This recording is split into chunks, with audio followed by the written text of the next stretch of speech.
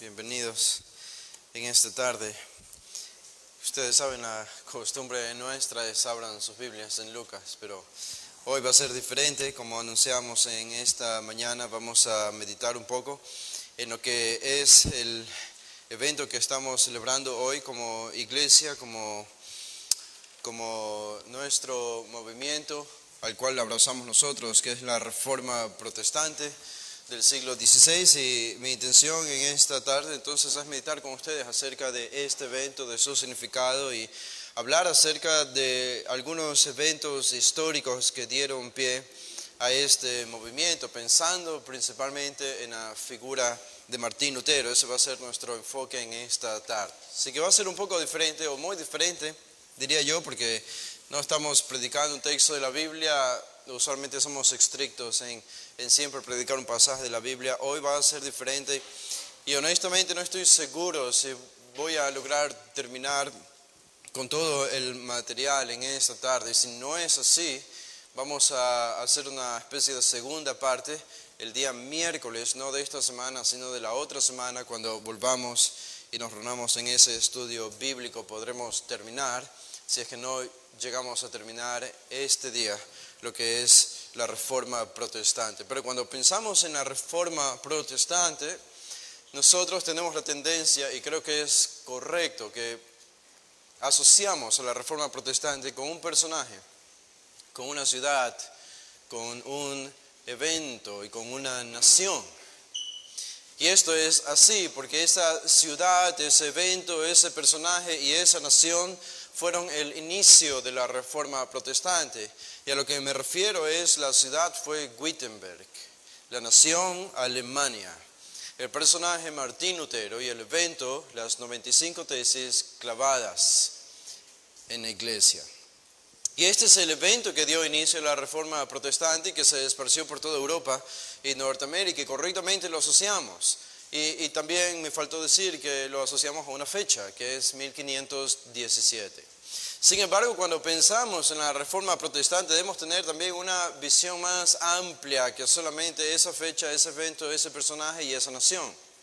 Porque la Reforma Protestante en realidad reúne, si la vemos de una manera general, a un número de personajes que no solamente implican a Martín Lutero, sino a Juan Calvino, Rico Singlio, Juan Knox y otros personajes, Martín Bucero y otros reformadores alrededor de lo que era Europa en ese tiempo, que llegó a impactar el Nuevo Mundo, incluso la nueva nación naciente que era Estados Unidos y Canadá, y esparciéndose hacia 200 siglos. Y cuando pensamos en la Reforma Protestante, estamos pensando en todos estos siglos posteriores a 1517 y en todos estos personajes que vinieron después de Martín Lutero, contemporáneos, y otros que vinieron después de él, y que promovieron y expandieron la influencia de lo que era el verdadero evangelio en un mundo católico. Por tanto, la Reforma Protestante es más que una fecha, que un personaje, que una nación y que un evento. Por más importante que eso sea, él fue, reconocemos, el catalizador, pero hay más que podríamos decir acerca de la Reforma Protestante. Y la Reforma, tenemos que reconocer otra cosa importante de manera general como introducción, y es que comenzó con una necesidad muy específica. Y la necesidad que dio inicio a la Reforma Protestante no fue una necesidad filosófica, si pensamos en Martín Lutero. Martín Lutero no tenía una especie de crisis filosófica en la que él no podía encajar con la filosofía de su tiempo. No fue una necesidad filosófica, no fue una necesidad intelectual la de Martín Lutero, lo que dio pie a la Reforma Protestante. En ese tiempo había un movimiento, si se lo puede decir así, una forma de vida nueva. En esos años en los que Martín Lutero salió a la escena, era el Renacimiento. En los 1400, y el Renacimiento nació en Roma o en Italia, y era una forma nueva de vida, y se expresó específicamente por medio de las artes y las pinturas, y las personas podían ver una especie nueva de arte que estaba tomando cuerpo allí en Europa desde la nación de Italia. Y esta esta influencia renacentista comenzaba a llegar a otros países con su influencia de una nueva forma de vida y casi iba de la mano con otro movimiento importante que nosotros conocemos el día de hoy como humanismo, el humanismo.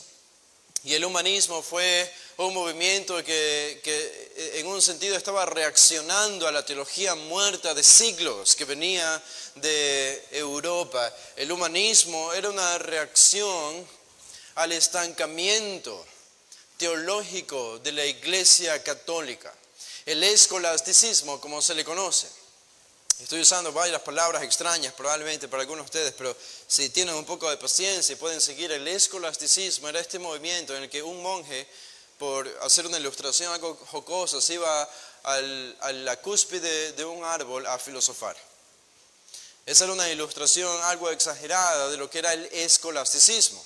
El escolasticismo era esta forma de hacer teología en la que los monjes iban a sus monasterios y comenzaban a hacer teología entre ellos académicamente con mucha erudición y conversaban entre ellos y escribían entre ellos, pero muy poco impacto tenía el escolasticismo a esa forma de hacer teología en la iglesia, en la vida de los feligreses. Muy poco impacto. El escolasticismo terminó siendo un fracaso. Y de allí nace como reacción lo que se conoce hoy como decía el humanismo. Y este humanismo entonces se cansó del escolasticismo y el humanismo dijo tenemos que volver a algo que va antes, que data de antes del escolasticismo. Tenemos que volver a las fuentes, dijeron ellos. Y esta es la famosa frase latina que se utilizaba en el tiempo de Martín Lutero, que era ad fontes, a las fuentes. Ya para el año 1400 y 1500 la academia había decaído mucho, a pesar del escolasticismo, el conocimiento de las personas era muy pobre, había gente muy ignorante, había gente analfabeta por todos lados en Europa, y el humanismo buscó descubrir de nuevo eso que había sido olvidado, y buscaron volver a las fuentes de qué, a la fuente de la literatura de Roma, a la fuente de la literatura griega, a la fuente de la literatura del cristianismo, en los primeros siglos del cristianismo, yendo hacia atrás, hacia 1500 años o 1200 años al pasado, ir a las fuentes, ir a los originales. Y esto fue un movimiento importante. Pero a pesar de todo esto, Martín Lutero no tenía ninguna de estas necesidades. Y lo que movió el corazón y el alma de Martín Lutero a iniciar la Reforma Protestante no fue esta necesidad filosófica, renacentista, humanista, ni siquiera la necesidad nacionalista. Por ese tiempo se reconoce también que hubo un surgir del nacionalismo. Como hoy lo conocemos muy bien, entre la guerra hace muchos años ya entre Perú y Ecuador, nosotros creo que experimentamos por esos años y años posteriores a esta guerra entre Perú y Ecuador un nacionalismo. Somos ecuatorianos y tenemos que defender nuestro territorio contra los peruanos, se decía, y seguramente los peruanos decían lo mismo. Este es el nacionalismo que antes no existía, pero para el tiempo de Martín Lutero ya estaba allí surgiendo en diferentes personas. Y particularmente estaba surgiendo en Alemania. Alemania no era una nación unificada todavía como lo es el día de hoy. Alemania estaba dividida en diferentes provincias o jurisdicciones, gobernadas cada jurisdicción por un elector, por un soberano, como se le llamaba. Martín Lutero particularmente, cuando estuvo durante la Reforma Protestante, estaba bajo el elector llamado Federico el Sabio, quien estaba por encima de lo que era la jurisdicción llamada Sajonia, que era una parte hoy de Alemania. Pero todo venía de Italia. En el tiempo de la Iglesia Católica, en el tiempo de Lutero, todo venía de Roma. Y esto comenzó a hacer sentir a los alemanes algo celosos de ellos mismos y comenzaron a verse a sí mismos como capaces de hacer las cosas que los italianos también estaban haciendo y comenzó a surgir esta idea del nacionalismo. Nosotros podemos hacer las cosas mejores que las que ellos hacen y claro, todo venía de Roma. Todas las bulas papales venían del Papa que estaba en Roma, toda la doctrina venía de Roma, todas las órdenes venían de Roma. Y esto fue cada vez siendo menos soportado por los alemanes. Todo esto estaba sucediendo en el tiempo que Martín Lutero sale a la escena, pero A pesar de que algunas de estas ideas o movimientos como el renacentismo, el humanismo, el nacionalismo puede que hayan jugado algún papel indirecto en el avance de la reforma, aún así ninguna de estas cosas fue lo que provocó a Lutero iniciar la reforma protestante. No fue ninguna de estas necesidades, fue una sola necesidad. Y es la misma necesidad que tienen los pecadores el día de hoy en el siglo XXI. Y la necesidad básica fue cómo un pecador puede pararse ante la presencia de Dios completamente perdonado y con la certeza de que tiene el cielo como su heredad. Esa era la gran pregunta que Lutero no podía responder. Y esa fue la gran pregunta que a Lutero lo sumía en una especie de agonía espiritual, una depresión espiritual por varios años, hasta que finalmente llegó a la conclusión de cómo era la salvación, y la respuesta bíblica fue muy diferente a lo que él había aprendido en la iglesia de Roma. Pero este era el contexto. A veces para nosotros puede ser un poco difícil entender la reforma protestante, porque no necesariamente estamos familiarizados con el contexto teológico, espiritual y de vida simplemente en el que Martín Lutero vivió, y eso es a veces importante. Uno de estos contextos que podemos mencionar y que es importante para entender la reforma protestante es que para el tiempo de Lutero habían varias crisis. Y una de estas crisis, quizás 2 o 3 de las más importantes, es que había una crisis de autoridad. Había una crisis de autoridad. Un poeta en ese tiempo llamado Deschamps, él dijo acerca del mundo que veía su cultura en Europa, él dijo: ahora el mundo es cobarde, decaído y débil, viejo, codicioso y confuso en su vocabulario. Él dice en este poema: solo veo necios hombres y mujeres caminando. El fin se acerca, decía él, todo va mal. Y estas palabras resumen la crisis de autoridad que existía en ese tiempo en la Iglesia Católica. Los papas, los sacerdotes, eran ya conocidos por su inmoralidad. Por su inmoralidad sexual, eran conocidos por su codicia, por el amor al dinero. Eran conocidos por moverse siempre políticamente de una iglesia a otra, de una ciudad a otra. Solo buscaban ejercer influencia sobre las personas porque amaban el dinero de las personas. La iglesia estaba podrida desde dentro hasta afuera.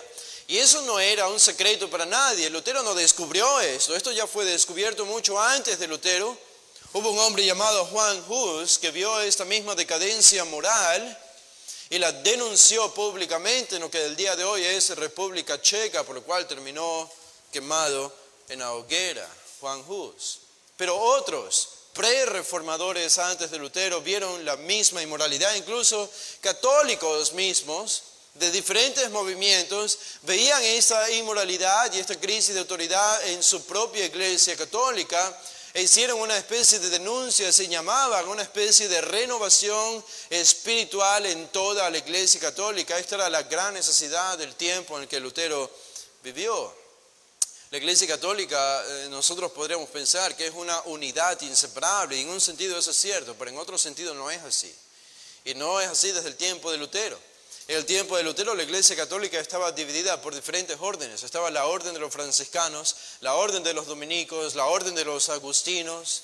Y dentro de estas órdenes habían tendencias teológicas que buscaban enfatizar diferentes cosas que eran diferentes a otras órdenes. La iglesia sabía todo esto, el papa sabía todo esto, los sacerdotes lo conocían muy bien, trataban de apagar el fuego, trataban de solucionar los problemas, pero esta era la crisis de autoridad.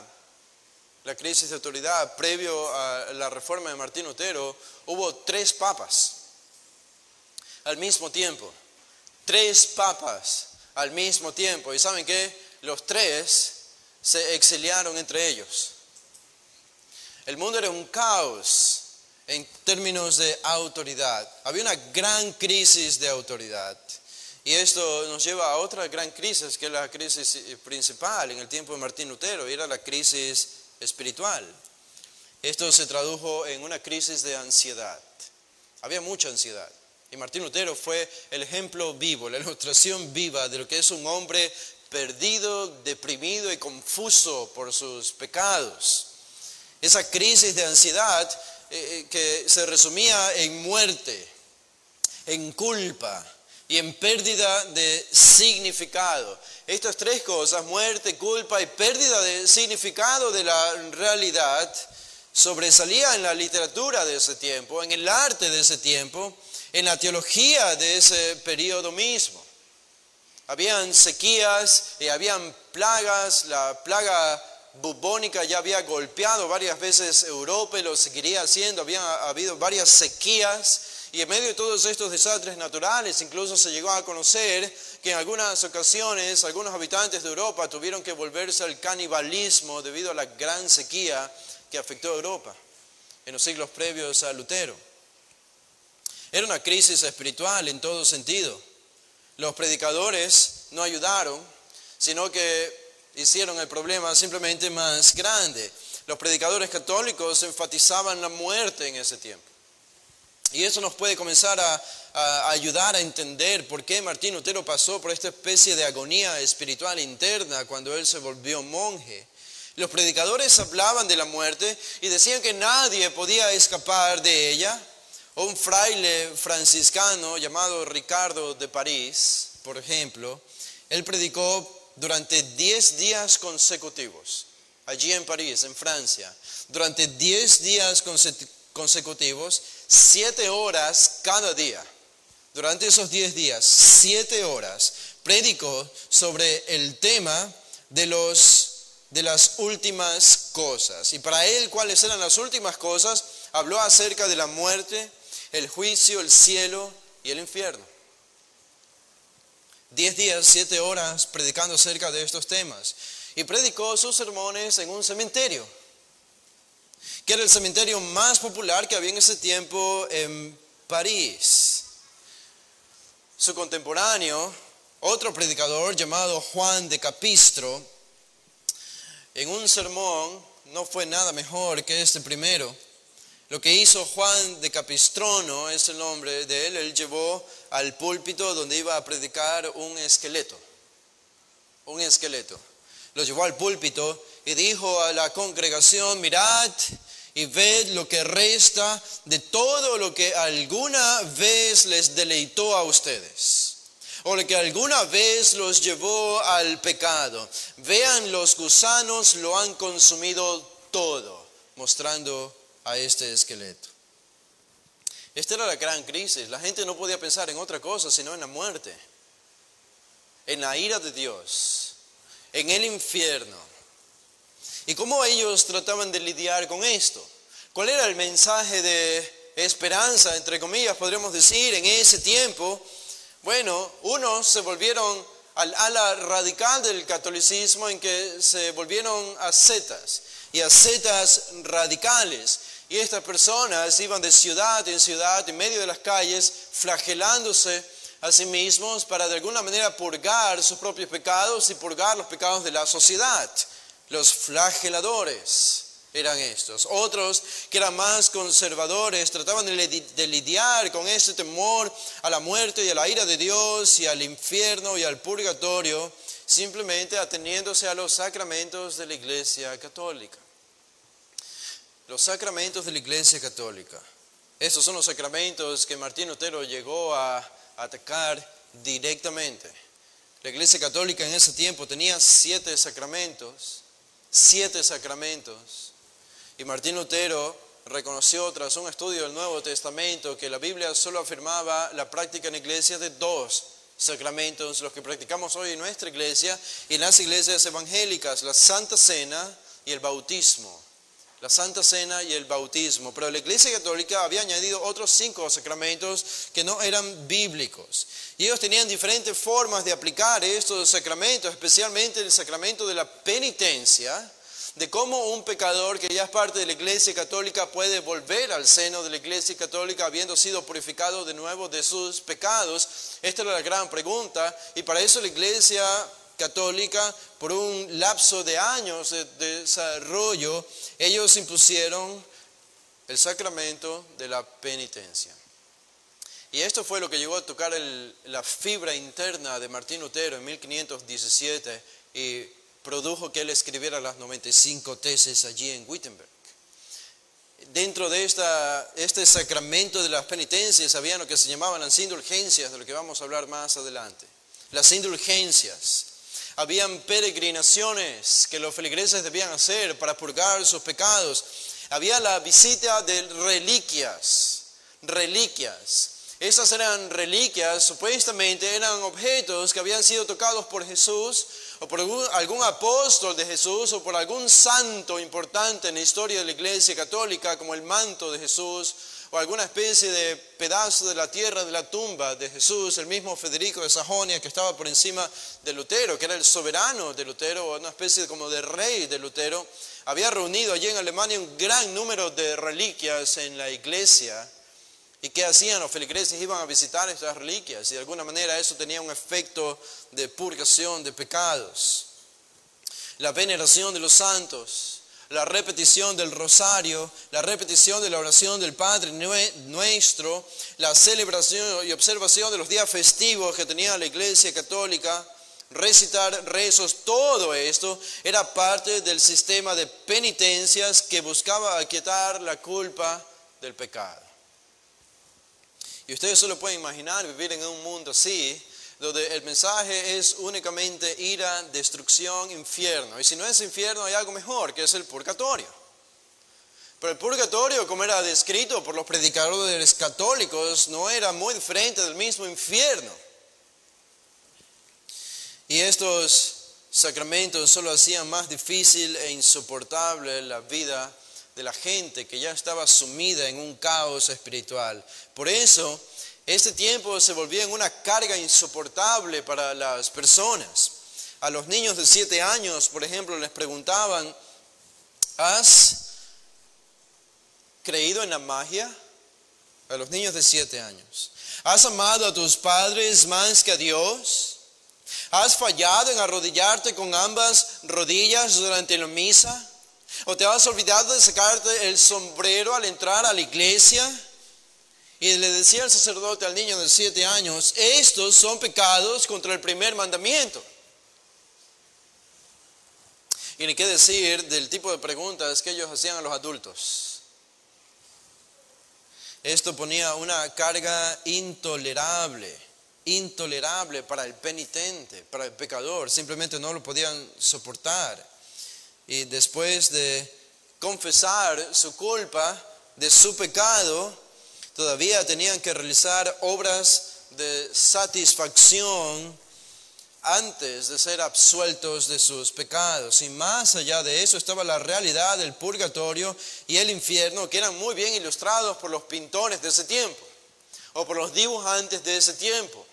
Eran pinturas grotescas y de un sufrimiento atroz. Y todo esto era una especie de comunicar visualmente de lo que las personas se supone que debían oír. Había una persecución de brujas. En esos años, 1300, 1400, 1500 y 1600. Persecución de brujas. Se conoce que para el siglo XVI, en donde vivió Lutero, habían dado muerte a 30.000 mujeres. A 30.000 mujeres acusándolas de ser brujas. Era casi una persecución contra las mujeres. Y esto provocó una sola cosa, una gran sed de Dios. Una gran sed de Dios. La gente estaba insatisfecha espiritualmente. Eran como la generación del tiempo de Jesús. Eran como los judíos bajo las regulaciones del fariseísmo. Y por eso entendemos bien las palabras de Jesús allí en Mateo 11, 12, cuando Jesús dice a la gente y a la multitud, venid a mí los que estáis trabajados y cansados. ¿Por qué estaban trabajados y cansados? Jesús reconoce por todas estas regulaciones. Porque vivían internamente una agonía espiritual, porque conocían la realidad de su pecado, pero cuando iban a la religión de su tiempo para resolver el problema, no encontraban nada que pudiese aquietar la voz de la conciencia que los culpaba una y otra vez de su pecado.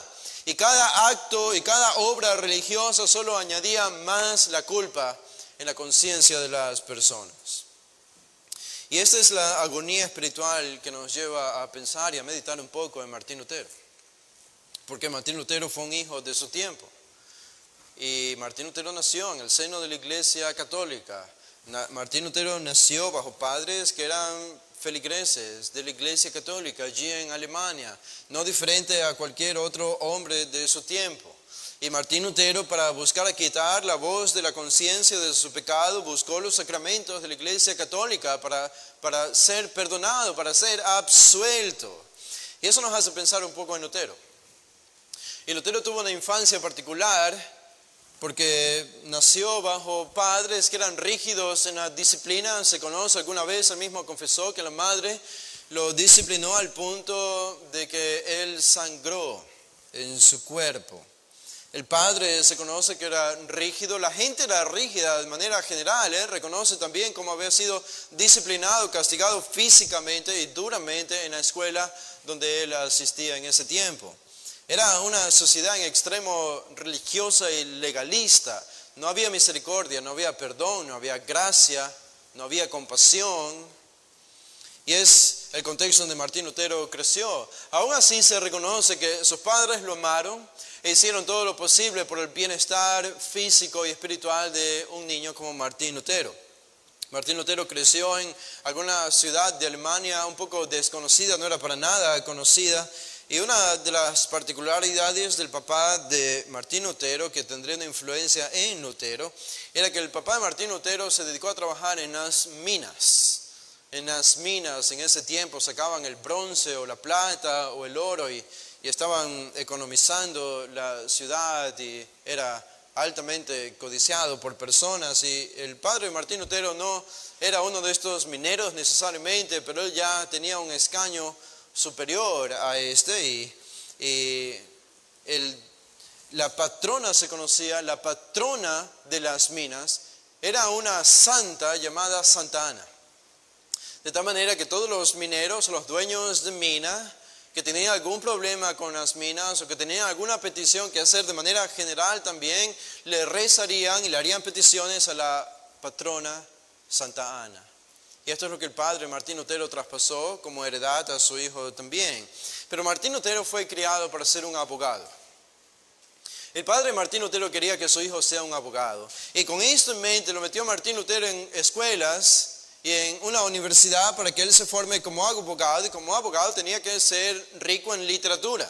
Y aquí comenzamos a ver la providencia de Dios, en cómo Dios fue preparando, aunque con motivos diferentes por su padre, pero Dios estaba por encima de todo, formando al joven Lutero ya, porque no todos en ese tiempo tenían acceso a aprender el idioma latín.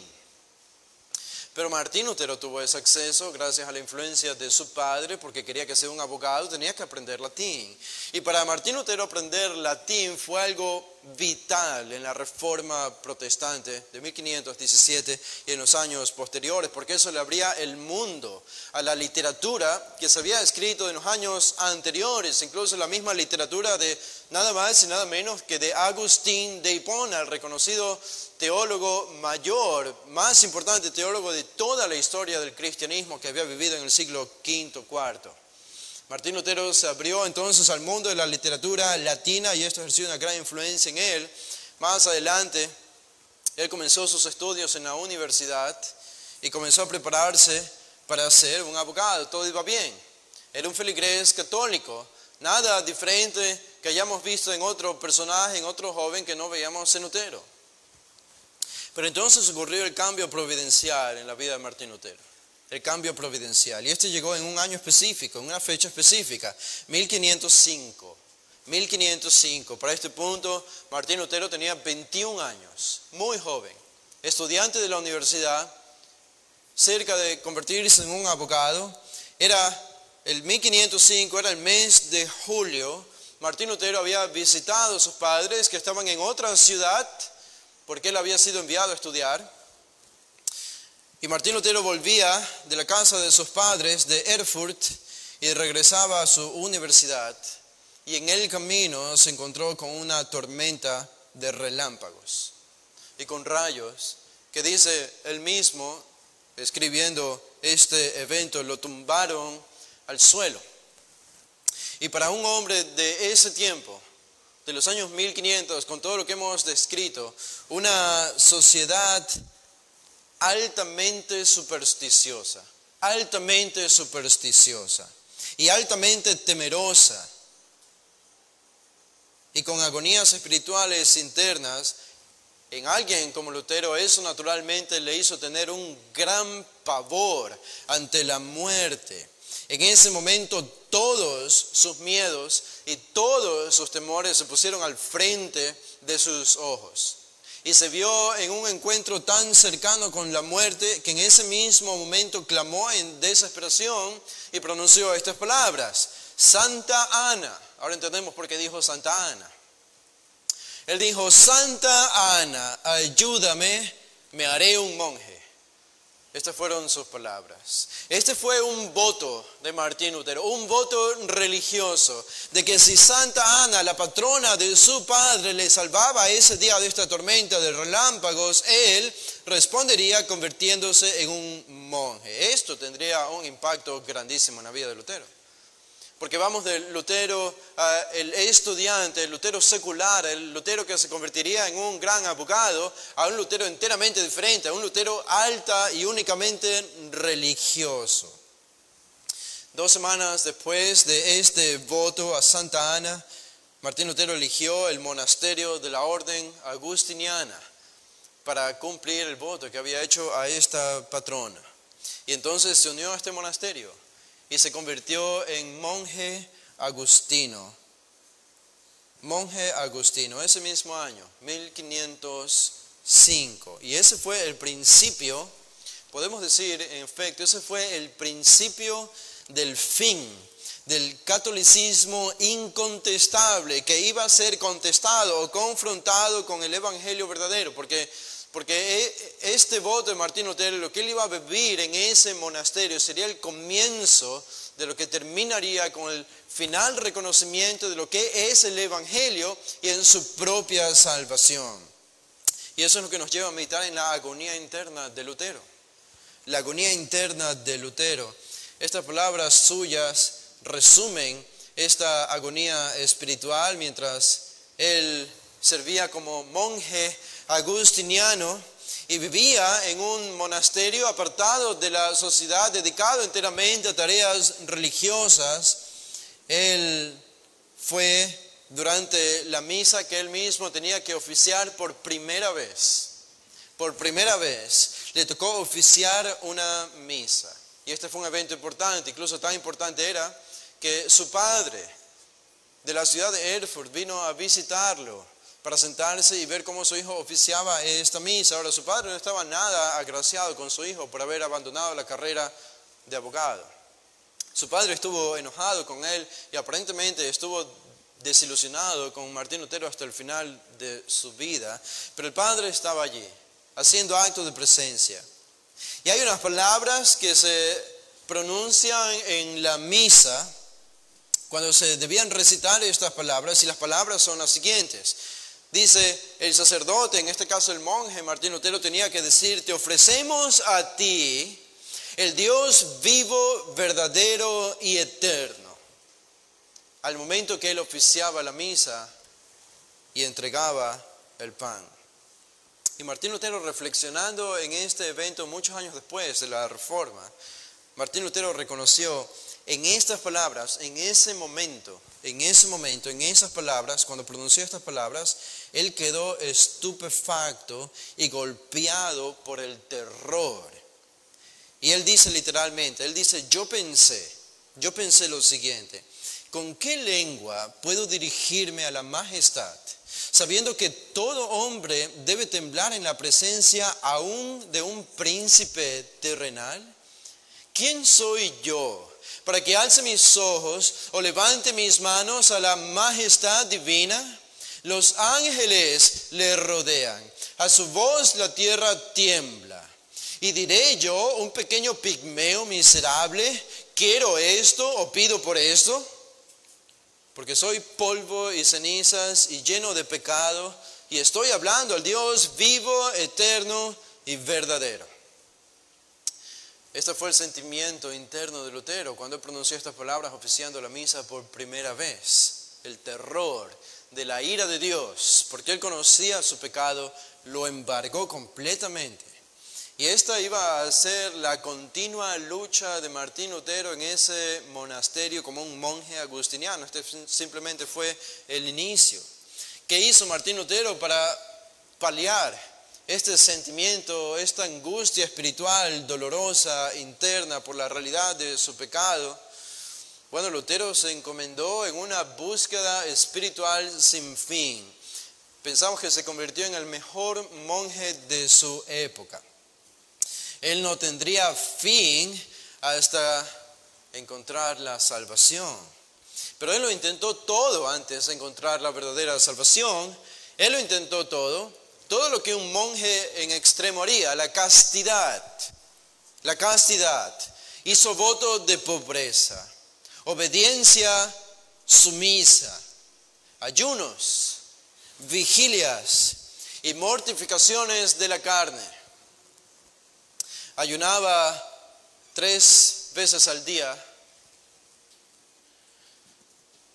Él hacía vigilias. Él se imponía a sí mismo vigilias y oraciones más allá que las reguladas o prescritas. Lo hacía todo en exceso. Tiraba las colchas que le resguardaban en la noche del frío al punto casi hasta de morirse congelado. Él mismo reconocería más adelante, cuando ya había llegado a la salvación, él dice: fui un buen monje. Él dice: mantuve las reglas de mi orden tan estrictamente que puedo decir que si alguna vez un monje llegara al cielo por ser monje, ese era yo.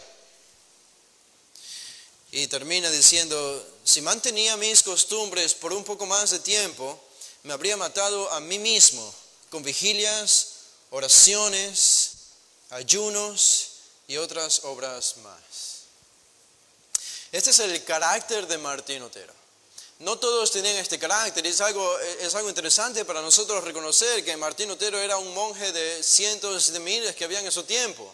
Pero ninguno luchó con tanta agonía interna como Martín Lutero luchó internamente con su propio pecado y nunca era suficiente.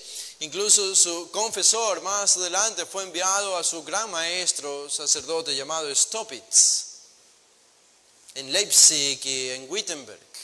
Este hombre tenía una gran influencia y fue el confesor privado de Martín Lutero, fue el maestro de Martín Lutero, fue el guía espiritual de Martín Lutero antes de que él llegue a la salvación. Y Staupitz reconocía que Martín Lutero tenía tantos pecados que confesar, que estaba confesando pecadillos. Y Staupitz dice: no me interesan tus pecadillos. Porque Martín Lutero confesaba, a veces pasaba minutos y horas confesando y apenas salía del confesatorio, otro pecado más le venía a la mente y volvía rápidamente a su confesor a seguir confesando más pecados. Era una especie de esquizofrenia interna que estaba viviendo Lutero y que no sabía cómo solucionar. Y nunca tuvo paz a pesar de hacer todo esto. Nunca consiguió tener una paz interna. Y esto nos lleva a pensar en algunos elementos que lo llevaron a Martín Lutero a la final salvación y al reconocimiento del verdadero evangelio. Uno de estos eventos fue el viaje a Roma. En ese tiempo, era el año 1510. Ya había sido un monje agustino por algún tiempo y fue enviado él junto a otro fraile, otro monje, fue enviado en una misión a Roma. Este era el viaje esperado de Martín Lutero. Después de varios meses y meses y meses de haber luchado con su pecado y de haber hecho todo lo que como monje podía hacer y no alcanzar el perdón de pecados, y seguía viendo al Dios como el Dios de la ira que lo echaría al infierno, cuando menos al purgatorio para sufrir, Martín Lutero dijo: esta es mi oportunidad. Esta es la cuna de la Iglesia Católica. Allí encontraré la verdad, en Roma. Allí está el Papa, allí están las reliquias, allí está lo que yo necesito para encontrar el perdón final de mi pecado. Y Martín Lutero fue a Roma. Y en este viaje lleno de expectativa religiosa y espiritual para Martín Lutero, se encontró con una gran sorpresa. A Martín Lutero le sorprendió la gran ignorancia de los sacerdotes italianos. Martín Lutero más tarde reconocería a estos sacerdotes italianos son ignorantes e incompetentes. Se toman tan a la ligera su tarea que ellos pueden oficiar 7 misas cuando yo ni siquiera he terminado la primera. No solo esto, Martín Lutero llegó a reconocer también la inmoralidad de la ciudad de Roma. Seguramente personas allí en Roma se habrían acercado a él y él conversando con personas le habrían contado casos de inmoralidad de sacerdotes o del mismo Papa, lo que le angustió más y le desilusionó más todavía Roma, el centro de la Iglesia Católica. Otro evento en su visita a Roma fue que Martín Lutero participó de la gran escalinata de Pilato. Era una serie de escaleras que ellos tenían que subir. Supuestamente esto era para imitar cuando Jesús fue acusado por Pilato. Y si un feligrés católico subía todas estas escalinatas, estaba imitando este evento de Jesús ante Pilato, y esto mismo servía para liberar almas del purgatorio. Y entonces Martín Lutero comenzó con la subida a estas escalinatas allí en Roma, las escalinatas de Pilato como eran conocidas. Iba subiendo escalón por escalón. Cada vez que subía un escalón, él tenía que besar ese escalón, arrodillarse y postrarse ante ese escalón y repetir el Padre Nuestro varias veces. Y así tenía que hacer con cada escalón que subía. Y él mismo reconoce que cuando llegó al escalón final, al último, al más alto, él se hizo una pregunta. Algunos erróneamente dicen que en ese momento Martín Lutero dijo: la justificación es por fe. Pero eso sería la tradición. Ese es un Lutero un poco más heroico de lo que realmente fue en ese tiempo. Todavía era un monje católico. En ese tiempo lo que sí dijo, y está registrado cuando llegó al último escalón, se hizo la pregunta escéptica de duda y dijo: ¿y quién sabe si es así? ¿Y quién sabe si es así? Notan, él había subido las escalinatas para liberar el alma de su abuelo del purgatorio, porque sus padres aún no habían muerto todavía. Y quería liberar el alma de su abuelo del purgatorio. Y cuando llegó al último escalón, él se hizo la pregunta: ¿y quién sabe si realmente el alma fue liberada? Y saben, esta pregunta revela mucho, porque esto es lo más importante y más que lo que hemos visto anteriormente. Porque para Lutero, si el Papa fallaba, eso tenía una solución. Otro Papa que reflejara mejor a Cristo, el vicario de Cristo aquí en la tierra. Como para Lutero, si los sacerdotes, como ya había escuchado en Roma, fallaban, eso tenía una solución. Una renovación de sacerdotes más fieles a la Iglesia Católica. Hay arreglo para eso. Pero notan, esta pregunta de Lutero era diferente, porque no era una pregunta dirigida hacia el Papa, no era una pregunta dirigida a dudar del liderazgo de los sacerdotes. Era una pregunta que lidiaba directamente con el sacramento de la penitencia. ¿Quién sabe si esto es así? Es decir, si los sacramentos de la Iglesia Católica no funcionan para el perdón de pecados, entonces la Iglesia Católica misma, aparte de los personajes que están por encima y gobernando de ella, la misma Iglesia Católica está en problemas y está haciendo promesas que no puede cumplir. Lo más básico que el hombre necesita, el perdón de pecados. Y esto comenzó a calar el corazón de Lutero y a hacerlo meditar en si todo lo que estaba viviendo era verdad o no. Y esto nos lleva a otro evento importante en la vida de Martín Lutero, y era que debido a esta agonía espiritual, su maestro Staupitz dijo: Martín Lutero, yo creo que tengo la solución para ti, a todos tus problemas espirituales. La solución es que tú te vuelvas en maestro de la universidad. Consigue un doctorado, estudia para obtener un doctorado en Wittenberg, y cuando tengas el doctorado te puedes volver maestro de la Universidad de Wittenberg. Y Martín Lutero vio esto con buenos ojos. Staupitz era un católico, era un maestro católico importante de mucha influencia, y él no sabía cómo solucionar el problema de Lutero. Y lo único en lo que pensó Staupitz es, quizá sería bueno para Martín Lutero dedicarse a la literatura. No tanto a estas tareas de monje ascético como estaba haciendo hasta ese momento, sino que él necesita un cambio. Y necesita entrarse más en la literatura cristiana y quizás leer más la Biblia. Y esto resultó ser exactamente lo que Martín Lutero necesitaba. Martín Lutero comenzó a estudiar la Biblia, se convirtió en doctor, el doctor Martín Lutero, y se convirtió en maestro de la Universidad de Wittenberg. Y como maestro de la Universidad de Wittenberg, algo muy interesante, y es que las materias que él tenía que enseñar eran materias de exégesis. Y él enseñó en esta universidad, enseñó los salmos, algunos salmos, enseñó el libro de Romanos, enseñó el libro de los Gálatas, enseñó el libro de los Hebreos. Y algo particular de las enseñanzas de Martín Lutero, diferente a otros maestros de ese tiempo, era que Martín Lutero comenzó a utilizar el Nuevo Testamento griego, que hace pocos años había sido publicado por un humanista llamado Erasmo. Y Martín Lutero entonces pudo volver a los originales y no tenía que repetir lo que los padres latinos de la Iglesia Católica habían enseñado, sino que fue al original, no fue a la Vulgata latina, fue al griego original. Y este es el Martín Lutero teólogo, lo que encontramos allí. Y cuando los estudiantes escuchaban las enseñanzas de Martín Lutero en esas clases de la universidad, ellos mismos reconocerían más adelante que las enseñanzas de Martín Lutero eran como ninguna otra que ellos habían escuchado, porque él se dedicaba simplemente a citar el texto griego del pasaje que estaba estudiando allí en clase, citaba el texto griego y pasaba a explicarlo, casi palabra por palabra. Y los estudiantes reconocían que cuando Martín Lutero hacía eso, ellos se daban cuenta que la palabra de Dios comenzaba a tomar vida en ese momento. Y eso fue lo que catapultó a Martín Lutero para llegar a conocer lo que ahora se reconoce como la justificación por la fe.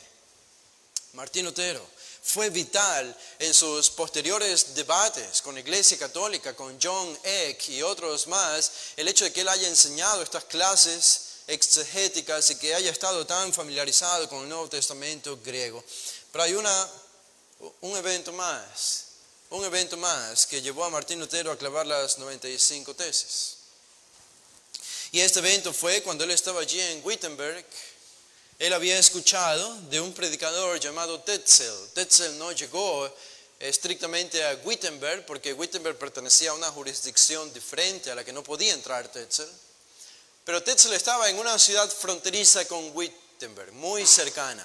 Y allí en esta ciudad cercana, Tetzel había sido enviado por el Papa a predicar acerca de las indulgencias, para vender las indulgencias y para que con ese dinero ellos pudiesen construir la capilla en Roma.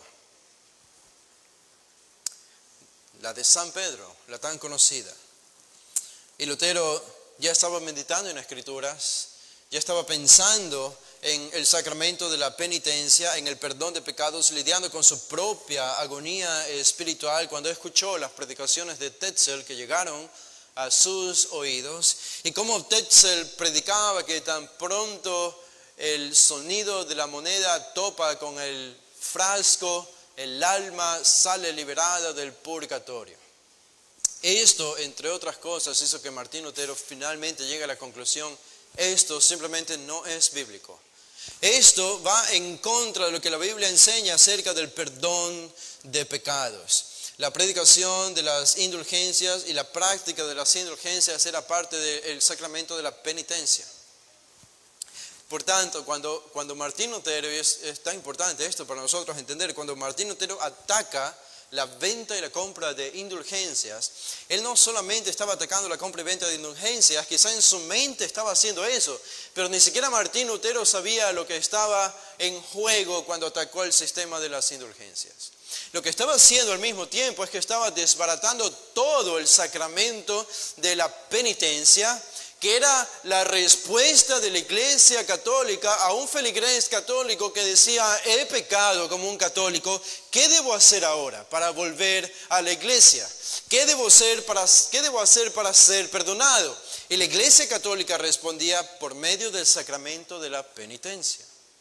Y habían varias cosas que debían hacer dentro del sistema de las penitencias, y una de estas era la venta y la compra de indulgencias, las indulgencias.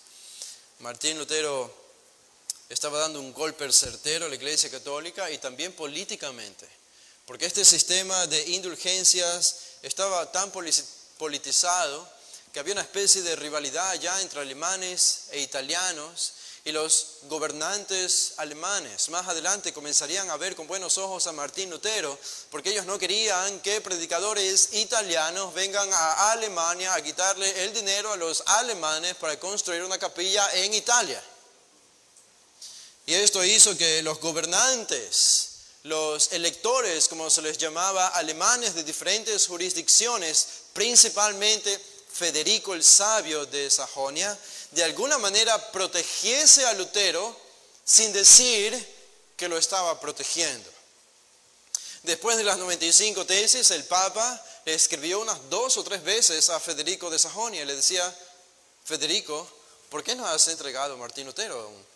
Ya lo hemos pedido para que venga a comparecer a Roma, pero él sabemos que todavía está allí en Sajonia gozando de una cierta libertad y llevando a cabo su ministerio. Creemos en ti, eres un fiel católico, Federico, envíalo a nosotros y nosotros vamos a lidiar con él. Y la respuesta siempre de Federico era: yo no defiendo a Lutero, pero también reconozco que el hombre debe ser juzgado de manera justa y apropiada. Y estas eran las movidas políticas de Federico. No quería entregarlo a Lutero a la jurisdicción romana, pero tampoco reconocía que era un seguidor de Martín Lutero. Más adelante las cosas se esclarecerían, obviamente, pero todo esto jugó un papel importante en la reforma protestante. Martín Lutero tenía que tener una especie de libertad para llevar a cabo su reforma.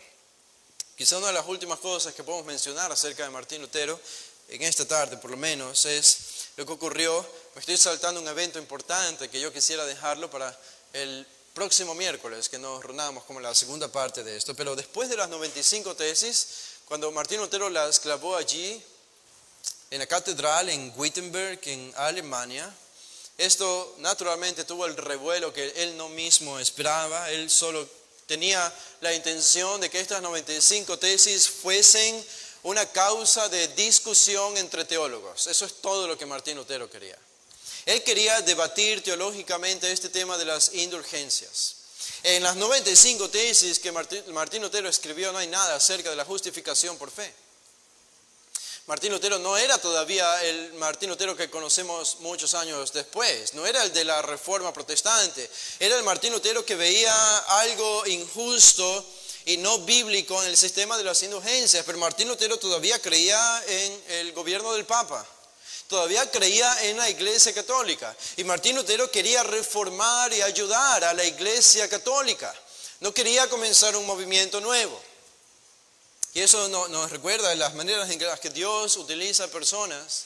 No es con personas que tienen tan altas expectativas de sí mismos como diciendo: voy a comenzar una nueva denominación o un nuevo movimiento evangélico, o voy a hacer esto grande y esto otro grande. Vemos algo común en este tipo de hombres que Dios usó, es que ellos no querían hacer estas grandes cosas. Y de alguna manera Dios los puso en esa plataforma, aunque ellos no querían eso inicialmente, pero Dios los puso allí. Y ese fue el caso de Martín Lutero. Él solamente quería debatir este tema de indulgencias, nada más. Y quería ser útil para el Papa, quería ser útil para la Iglesia Católica. Pero el efecto fue muy diferente y mucho más devastador del que él pensó que tendrían estas 95 tesis.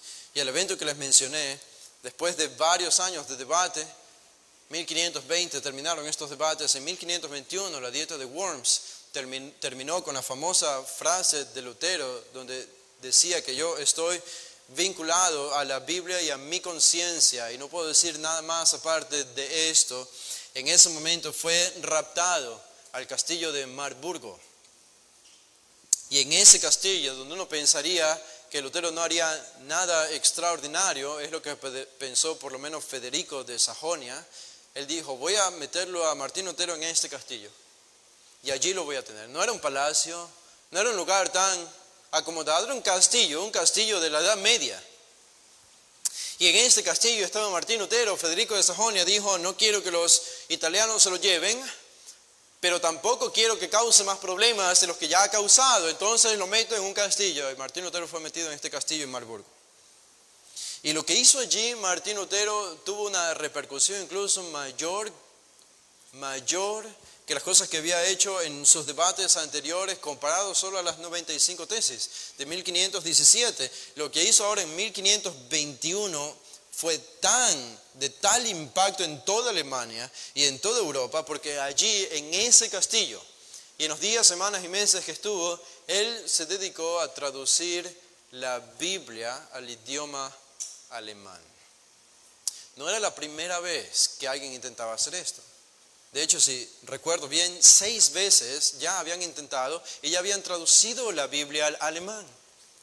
La diferencia es que estas traducciones anteriores a Lutero no habían sido tan claras. Esas traducciones no tenían un alemán que todos pudiesen entender, porque el alemán tenía distinciones dentro de la misma región en sus diferentes jurisdicciones, y no habían sido lo suficientemente claras y precisas en cuanto a su interpretación y explicación y escritura como la de Martín Lutero en 1521. ¿Y por qué Martín Lutero hizo esto?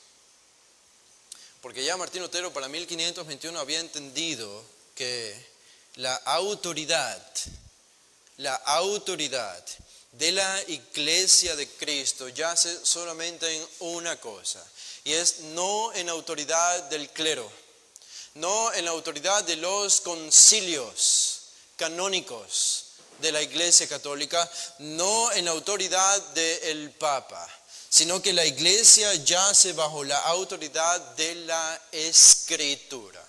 Y esto que hizo Martín Lutero en 1521 fue replicado por otros reformadores en los años subsiguientes a la Reforma.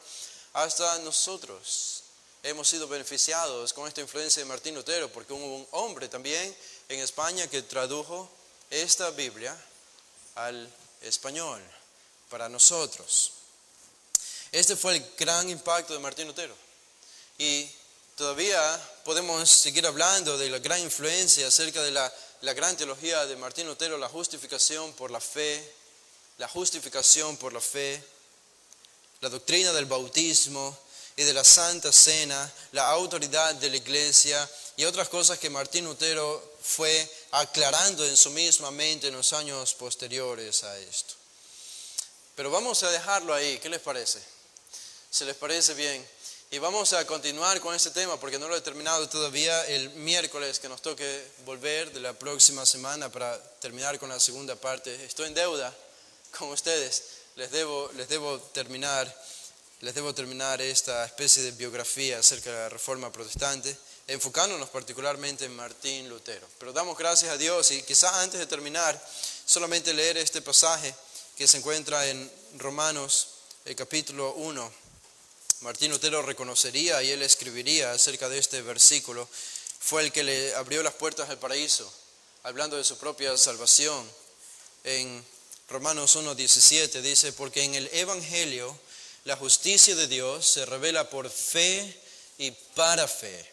Como está escrito, mas el justo por la fe vivirá. Y podemos hablar más acerca de esto el día miércoles, de este versículo y cómo Lutero lo entendió. Pero Martín Lutero quería que la Biblia esté en las manos de la gente. Pero no solo en las manos de la gente, sino en el corazón de la gente.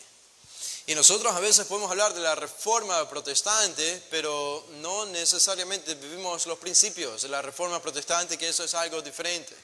Y eso es algo que los reformadores habrían anhelado.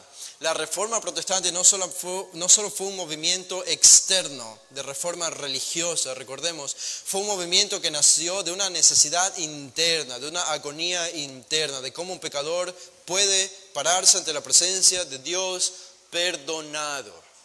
Y eso terminó en que la Biblia fue entregada en nuestras manos para que esté en nuestro corazón. Y esa fue la intención de Martín Lutero.